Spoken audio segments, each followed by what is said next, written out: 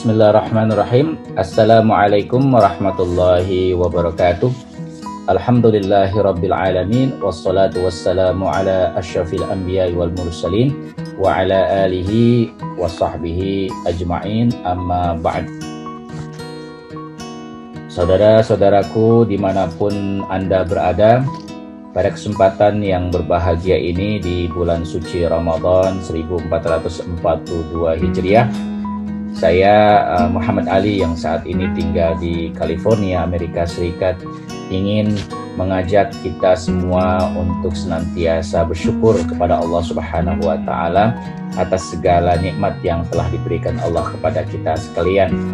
Begitu juga kita perlu bersabar dengan segala apa yang kita hadapi pada saat ini, khususnya menyangkut wabah COVID-19 yang melanda seluruh dunia. Pada kesempatan yang baik ini, kita tetap mengkaji dan mengaji Al-Quran demi perkembangan spiritual dan perkembangan intelektual, bahkan perkembangan sosial dan budaya serta peradaban umat Islam pada umumnya di dunia ini. Menjadi manusia yang lebih baik setiap hari, menjadi orang-orang yang bertakwa dengan tuntunan agama termasuk saum dan berbagai ibadah-ibadah yang kita lakukan selama ini di bulan Ramadan. Al-Quran seharusnya menjadi pengingat kita betapa banyak masalah yang kita hadapi sebagai umat Islam di dunia ini bisa kita carikan jawabannya atau solusinya kalau kita mau mengkaji Al-Quran dan tuntunan Nabi Muhammad SAW. Al-Quran bisa menjadi sumber inspirasi bagi peradaban dunia Islam, bahkan peradaban dunia pada umumnya. Kita tahu saat ini umat Islam masih merasakan berbagai krisis dan ketertinggalan dalam bidang ilmu pengetahuan dan teknologi.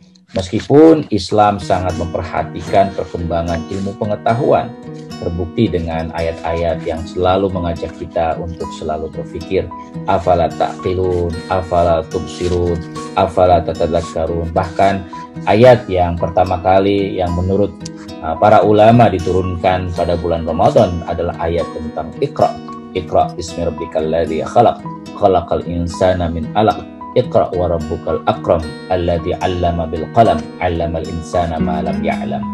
Jadi jelas sekali secara normatif Al-Quran mengajak kita untuk selalu mengembangkan ilmu pengetahuan. Kenyataannya umat Islam saat ini masih tertinggal berdasarkan indeks-indeks yang dilakukan oleh PBB misalnya atau lembaga-lembaga internasional lainnya. Misalnya the Comprehensive Human Development Index atau HDI, menurut program pembangunan PBB masih menyebutkan bahwa negara-negara bermayoritas muslim masih di belakang atau di bawah dari negara-negara yang non-muslim seperti Norwegia, Switzerland, bahkan Singapura.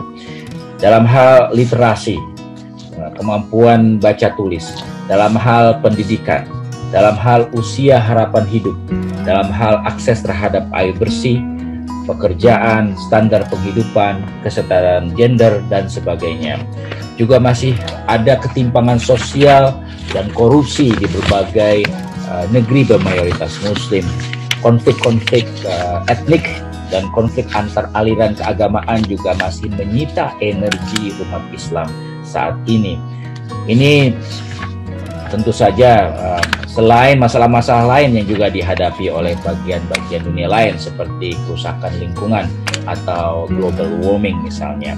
Nah, masalah-masalah ini sebetulnya bisa kita hindari, bahkan kita kurangi. Al-Quran bisa kita jadikan sebagai problem solver jika kita baca Al-Quran secara substantif isinya dan secara kontekstual berdasarkan konteks waktu dan tempat. Saudara-saudara sekalian yang berbahagia yang dimuliakan Allah Subhanahu wa Ta'ala, beberapa hal yang perlu kita ingat dari ayat-ayat Al-Quran antara lain adalah kepentingan kita sebagai umat Islam untuk menjadi umat yang wasato. Ini sering kita dengungkan, bahkan kita jadikan sebagai gerakan moderasi agama misalnya di Indonesia.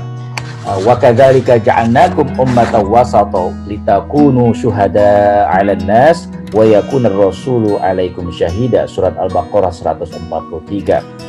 Dan telah jadikan Allah telah menjadikan kalian umat wasata, umat yang tengah-tengah, sehingga kalian bisa menjadi saksi bagi seluruh umat manusia, dan Rasul juga akan menjadi saksi bagi seluruh umat manusia termasuk umat pengikutnya.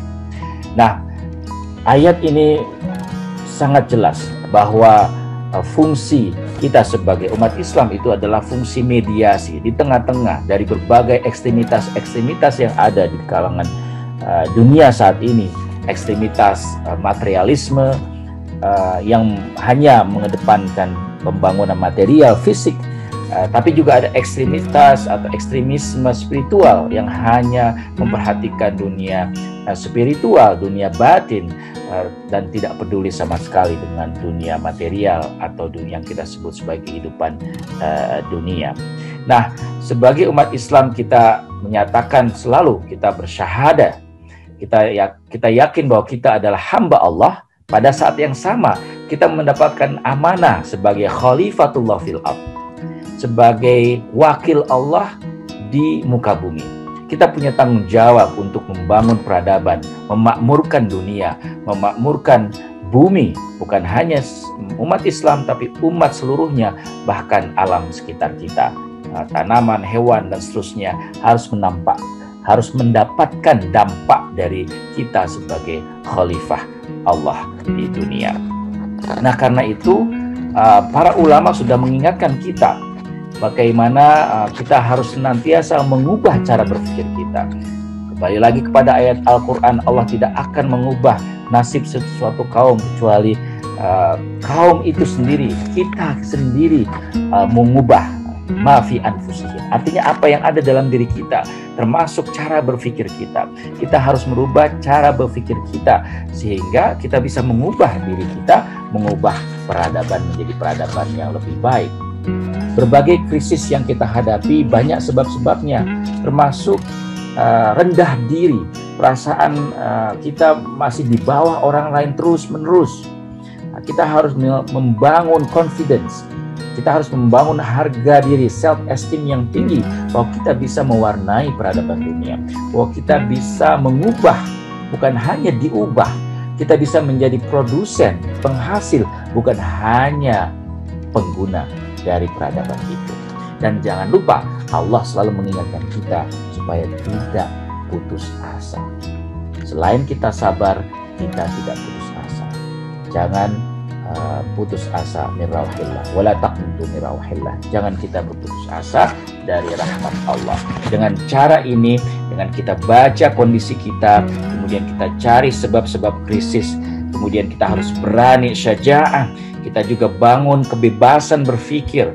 Setiap orang, setiap umat beriman dan siapa saja harus bebas berpikir, sehingga dengan kebebasan itu akan muncul dan berkembang kreativitas, inovasi, pembaharuan yang bisa mencari sebab dari krisis yang kita hadapi, dan kemudian mencari jalan keluar dan menemukan jalan keluar dari segala krisis yang kita hadapi.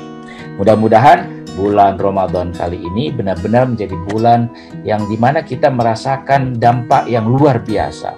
Bukankah Lailatul Qadar itu adalah ketika kita merasa bahwa ada sesuatu yang berubah, dan ada sesuatu yang membuat kita merubah diri menjadi manusia-manusia yang lebih baik. Lebih baik dari hari ini, besok juga harus lebih baik dari hari ini, dan hari ini harus lebih baik dari hari-hari sebelumnya. Demikian, mudah-mudahan ada manfaatnya sebagai renungan pada bulan Ramadan ini.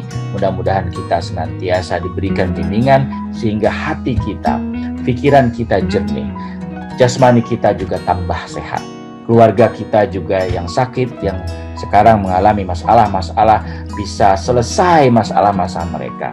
Setiap kesulitan ada kemudahan. Dan sekali lagi, Al-Quran menjadi sumber inspirasi kita, sehingga kita bisa mendapatkan kehidupan yang hayatan thayyibah di dunia ini. Nggak perlu nunggu lama-lama pada hari akhirat nanti. Hasanah fil akhirah itu adalah jaminan dari Allah Subhanahu wa Ta'ala, tapi bekalnya dan aksi kita justru ya harus kita lakukan selama kita dapat kesempatan hidup di dunia ini. Demikian, wabillahi taufiq wal hidayah. Hasbunallah wa ni'mal wakil, ni'mal maula wa ni'man nasir. Assalamualaikum warahmatullahi wabarakatuh.